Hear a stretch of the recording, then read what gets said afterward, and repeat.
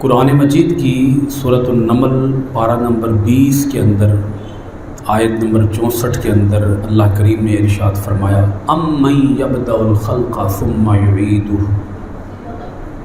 وہ کون ہے جو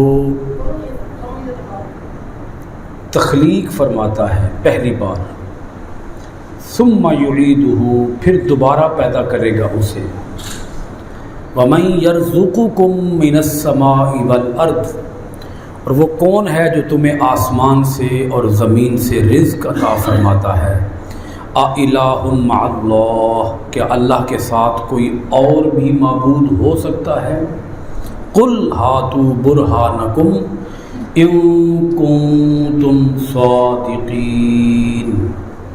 اے میرے پیارے حبیب محمد صلی اللہ علیہ وآلہ وسلم، آپ فرما دیجئے لاؤ تم کوئی دلیل اگر تم سچے ہو۔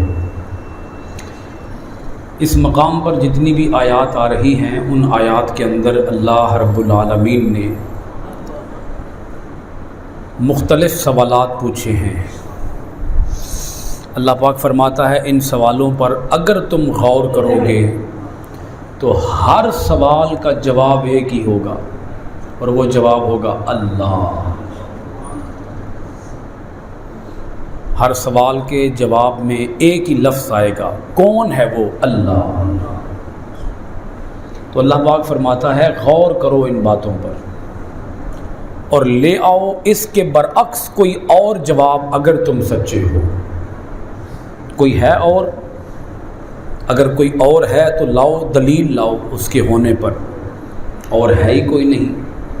تم اپنی بات میں جھوٹے ہو اگر تم کہتے ہو کہ خدا کے علاوہ کوئی اور بھی خدا ہے۔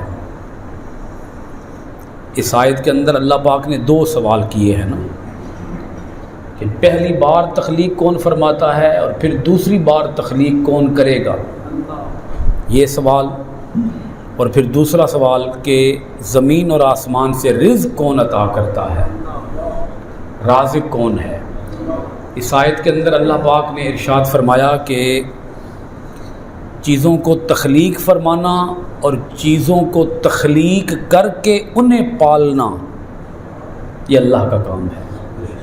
پھر وہ چیزوں پہ موت طاری کرے گا، انسانوں پہ موت طاری کرے گا، موت طاری کر کے انہیں پھر دوبارہ پیدا فرمائے گا، اور وہ کون ہے؟ وہ اللہ ہے۔